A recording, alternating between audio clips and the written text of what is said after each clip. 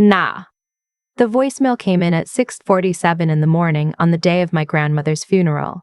I had been awake since 4, sitting at the kitchen table in the small apartment I rented in Nashville, pressing my palms flat against the wood the way I always did when I needed to feel something solid. My grandmother, Dorothy Mae Whitfield, had died 4 days earlier. 81 years old, sharp as a tack until the very last week, gone quietly in her sleep in the house she had lived in for 43 years. The house on Crestwood Lane in Clarksville, Tennessee, the house with the wraparound porch, and the 2 hickory trees out front that she used to say were older than most of the grudges in our family. I pressed play on the voicemail. It was my stepmother's voice. Diane, she had married my father when I was 11 years old, and in the 20 years since, she had mastered the particular art of speaking to me in a tone that managed to sound warm and dismissive at the same time. Sarah, honey, I just wanted to give you a heads up before today. Your father and I have been talking with the family about logistics, and we think it's best if you skip the reception afterward. Nothing personal. It's just going to be a small, intimate group, and we don't want things to get complicated. You understand. We'll reach out after the holidays. I sat with the phone in my hand for a long moment, skipped the reception, and my grandmother's funeral. The grandmother who had raised me from age 7 after my mother passed. The woman who had taught me to make biscuits from scratch, who had driven me to every single debate tournament in high school, who had called me every Sunday morning for as long as I could remember, just to ask how I was sleeping. I did not cry. I did not call Diane back. I did not type out a long, reasoned response explaining exactly how irrational and cruel that message was. I opened my laptop and pulled up the documents folder I had not looked at in 2 years. The file was labeled simply, DW Estate. Final. I had been my grandmother's estate attorney since passing the bar at 28. Not officially, not on the public record, because she had insisted on keeping it quiet, but I had spent the better part of 3 years helping her get every single thing in order, and I knew exactly what those documents said. I knew what the house on Crestwood Lane was worth. I knew whose name was on the deed. And I knew that my father and Diane had been living in that house for the past 7 years, renovating it, expanding it, treating it like their own personal investment property, while telling everyone in the family that Dorothy had asked them to move in to help her in her old age. She had not asked them. I knew, because she had told me herself, sitting on that wraparound porch 2 summers ago, watching the sun go down over the hickory trees.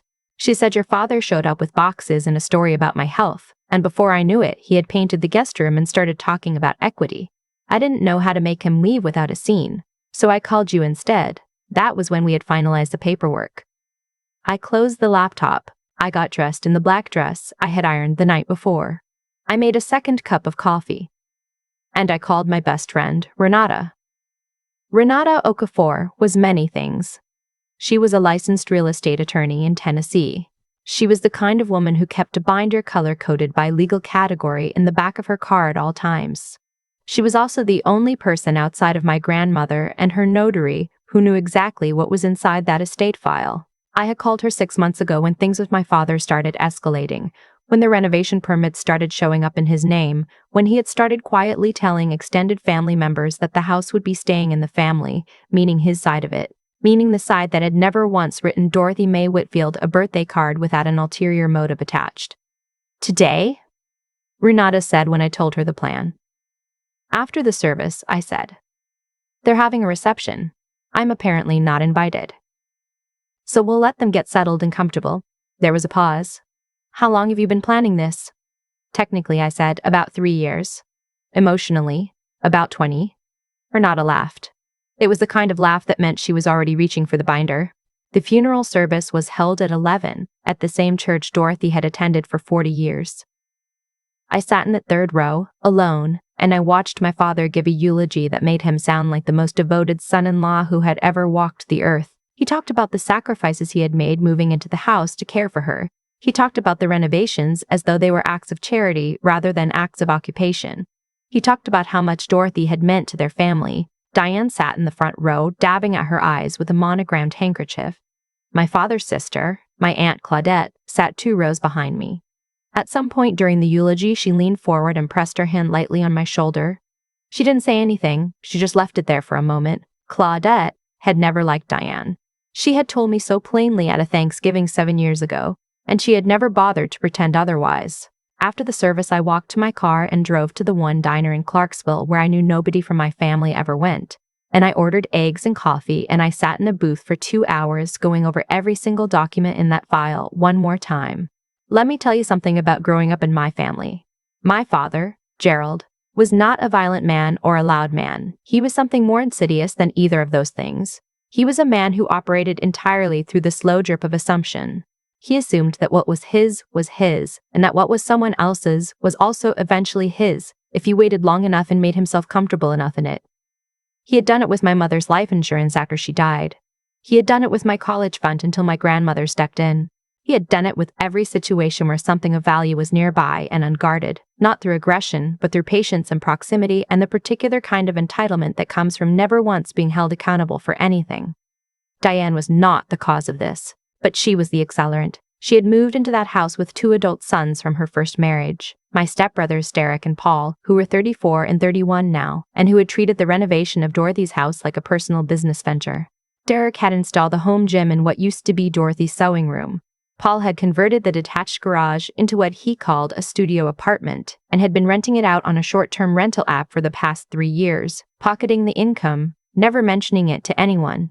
3 years of rental income on a property he did not own. I had the records. I am a probate attorney. I specialize in estate litigation, which means I spend my professional life watching families tear themselves apart over assets, and I have learned that the most dangerous person in any inheritance dispute is not the one who screams the loudest. It is the one who moves in quietly, makes themselves indispensable, and starts behaving like an owner before anyone has had the chance to read the will. My father had done exactly that, and he had made one critical miscalculation. He had assumed that because Dorothy never pushed back, she had agreed. She hadn't agreed to anything. She had been waiting for me to be ready. Drop a comment right now and let me know where you're listening from and what time it is there. I want to know who's part of our community. At 3:15 that afternoon, I pulled up to the house on Crestwood Lane. The reception was still going. I could see cars lining both sides of the street, hear the low murmur of conversation from inside.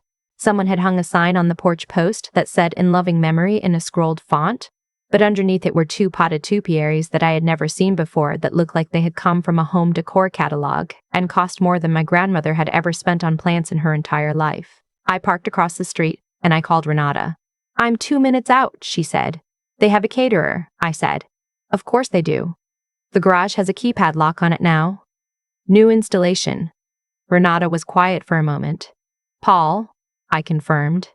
When Renata pulled up, she was carrying the binder in a leather portfolio. She was wearing a blazer. She looked as she always did in these moments, like someone who had been waiting her entire career for exactly this situation. We walked up the front porch steps together. My father opened the door before I could knock. He was holding a glass of white wine, and he was already wearing the expression he put on when he was preparing to manage a situation. The reasonable, slightly disappointed look of a man who believed that every problem could be solved if the other person would just be a little more rational. "Sarah," he said, and his voice had that particular quality of warmth layered over steel. "We said the reception was family only." "I know," I said. "That's why I'm here." He glanced at Renata. "And she is? She's the attorney of record for the estate of Dorothy May Whitfield," Renata said pleasantly. She opened the portfolio and produced a document. "And I need 5 minutes of your time before this reception goes any further." I watched my father's face move through several expressions very quickly. Confusion first, then a flash of something sharper. Then the smile came back, the controlled one. "Whatever this is," he said, "it can wait until tomorrow." "It really cannot," Renata said. Diane appeared behind him in the hallway. She was still holding the monogrammed handkerchief. Her eyes moved from Renata to me to the portfolio and back to me, and something shifted in her expression that she was not quite fast enough to hide. "Gerald," she said quietly. "Everything's fine," he said, not turning around. "I'd like to speak to the family," I said. "All of them. If Derek and Paul are here, I'd like them present." "This is not the time," my father said, and now the warmth was gone and it was just the steel. "I know this is hard," I said. "I know today has been a long day for everyone, but the will's going to be filed with the probate court on Monday morning, and I thought it would be kinder to let you hear it from me first, rather than from a clerk's notice." The word will landed like a stone in still water. My father's grip on his wine glass changed slightly. "A small thing," But I noticed it because I had spent 20 years learning to notice the small things about Gerald Whitfield. He stepped back from the door.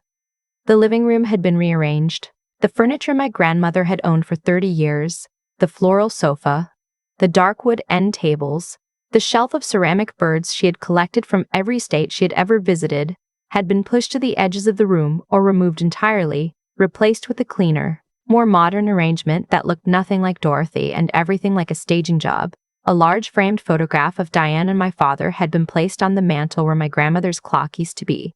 The clock was gone. I made a note of that. 12 people in the room, mostly extended family and neighbors, all holding plates from the catered spread. Derek stood near the kitchen doorway. Paul sat on the edge of the new gray sectional with his arms crossed. Aunt Claudette was in the corner by the window, and when she saw me, her eyes went very still in the way that meant she understood that something significant was about to happen and she was prepared to watch it happen. Renata set the portfolio on the coffee table. Dorothy May Whitfield executed her final will and testament 37 months ago, Renata said clearly, addressing the room.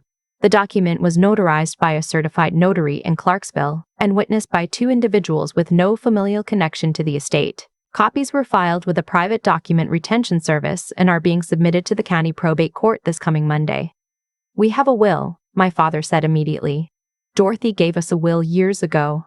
Everything goes to family. She did give you a document, Renata said. That document was a letter of intent, not a legally executed will. It had no notarization and no witnesses. Under Tennessee probate law, it carries no legal weight. The room had gone very quiet. The valid and final will, Renata continued, names a single primary beneficiary for the property at 1847 Crestwood Lane and all assets therein. She paused, not for drama, just the way she always did when she was about to say something that required people to pay attention. That beneficiary is Sarah Lynn Whitfield. I heard Diane draw a breath. That's not possible, my father said. His voice was still controlled, but something underneath it was not. That house was understood to come to me, Dorothy said. Dorothy said a great many things to a great many people, I said. The only thing that matters in a court of law is what she signed. You did this.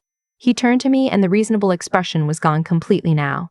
You manipulated a sick old woman into. She was not sick when she signed it, I said.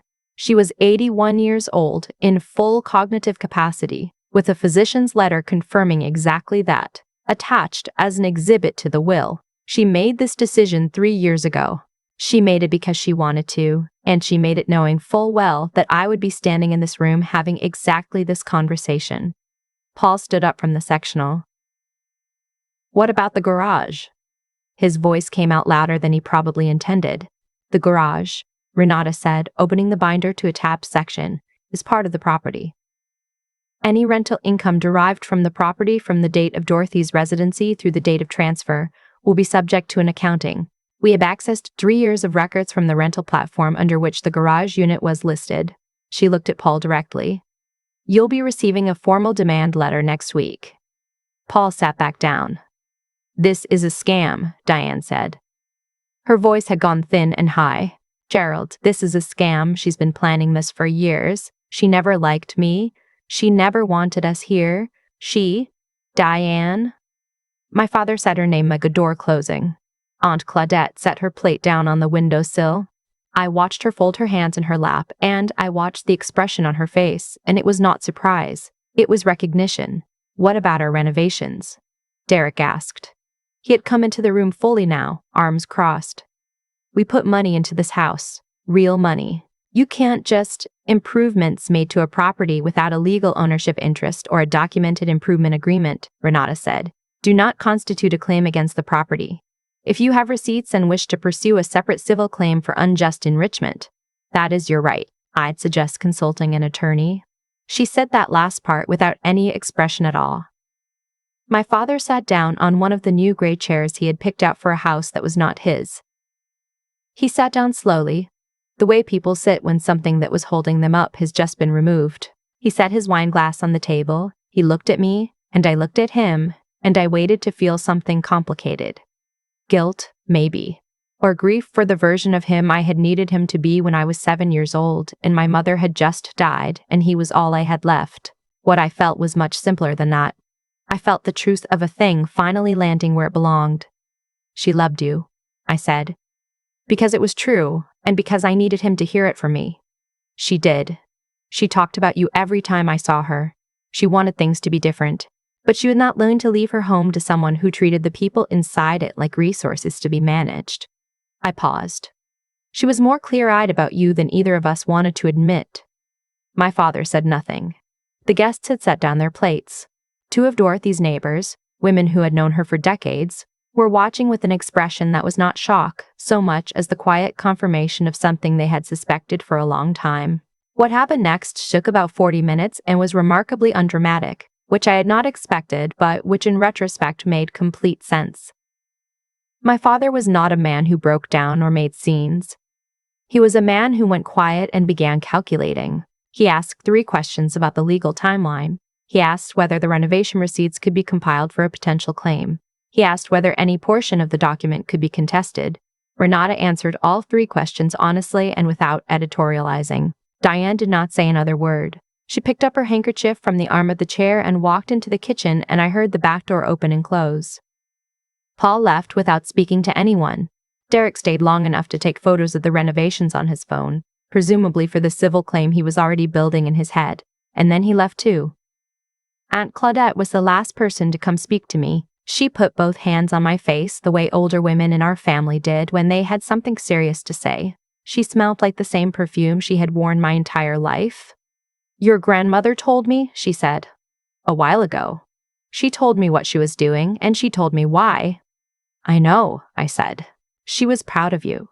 I had held it together through the service and through the reception and through my father's face when Renata read the will aloud, and through the quiet, controlled conversation about legal timelines. I held it together through all of that. I did not hold it together for Aunt Claudette. She held on to me for a minute in the middle of my grandmother's rearranged living room, under the photograph of my father and Diane on the mantel, surrounded by furniture that did not belong there, and I let myself feel the full weight of the last 3 years, and the 20 years before that. All of it, the phone calls every Sunday morning, the biscuits from scratch, the woman who had shown up for me so completely and so consistently that I had not fully understood until she was gone how much of my foundation she had been. Then I wiped my face. I went into the kitchen and I opened the cabinet above the refrigerator, the one my grandmother had always kept locked with a small brass key she wore on a chain. I had that key on my keychain. I had carried it for 2 years. I opened the cabinet and inside were the things she had put there for me. Her mother's china, the photographs from before I was born, the ceramic bird from Wyoming that was the last one she had ever bought, and a white envelope with my name on it in her handwriting. I did not open the envelope there. I put it in my bag. The next morning I woke up in the bedroom that used to be mine, the one that had been turned into Derek's home gym and that I had quietly reclaimed by virtue of owning the building. And I made coffee in the kitchen, and I sat on the wraparound porch under the hickory trees, and I opened the envelope.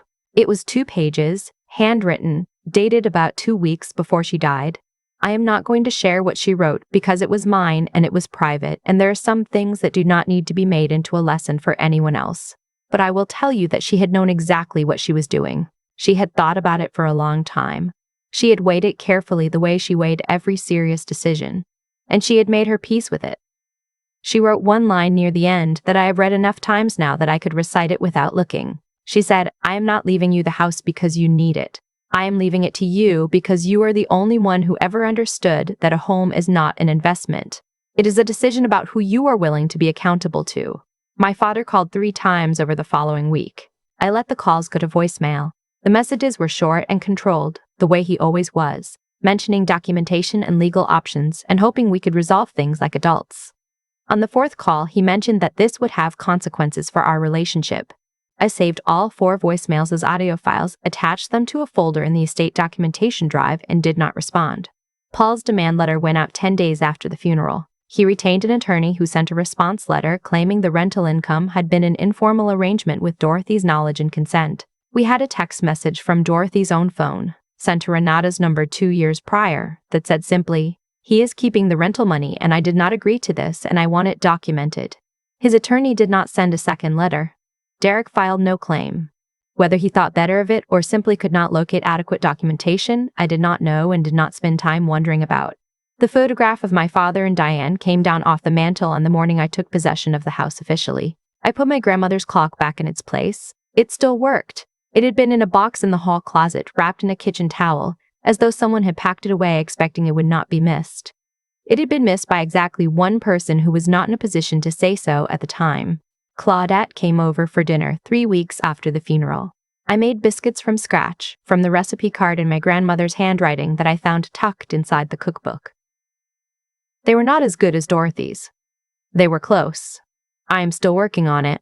We sat on the wraparound porch after dinner and watched the light change over the hickory trees, and Claudette talked about my grandmother when she was young, stories I had never heard before, and I listened to all of them. I recorded some of them on my phone with Claudette's permission, because I did not want to lose them the way we lose too many things, quietly, by assuming they will still be there tomorrow. My father has not called again. His attorney sent a letter contesting the will on the grounds of undue influence, the standard challenge in situations like this, and Renata responded with 47 pages of documentation, including the physician's letter, the notarized records, the timeline of estate planning, and a supplemental affidavit from the notary who had been present at the signing. We have not heard back. I still have the key on my keychain, the small brass one from the cabinet above the refrigerator. I have no reason to carry it anymore, because the lock is open and everything inside it has been claimed. But I keep it because it was hers, and because it is the right weight, small and specific and certain in the palm of your hand, the way a decision feels when it has finally been made by the right person. There's something I want to say to anyone listening who recognizes any part of this story. The most dangerous thing that can happen in a family is not the argument or the confrontation, or the moment when someone finally says the thing everyone has been thinking. The most dangerous thing is the long quiet period before that. The years of accepting the unacceptable, the slow accumulation of moments where you let something go because the alternative felt too costly, too disruptive, too final. Those years do not protect you. They do not preserve the relationship. They simply delay the moment of reckoning while allowing the damage to compound interest. My grandmother understood this. She acted when she could still act. She made sure that when the moment came, it would land in the right place. I locked the gate. I stayed in the house. I was home,